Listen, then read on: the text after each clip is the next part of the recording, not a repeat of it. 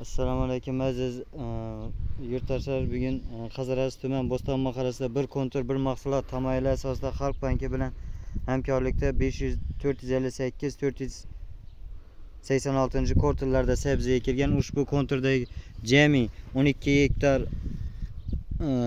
sabzi ekilgan bo'lib, 80 ta ijarachi dehqon xo'jaliklariga bo'lib berilgan.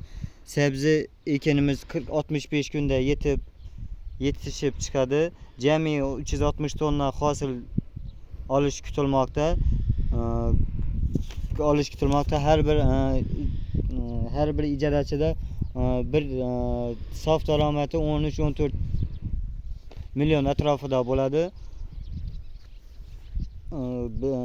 Hammasini biriktirgan holda Crystal Express oilaviy korxonasi tomonidan yetishtirilmoqda.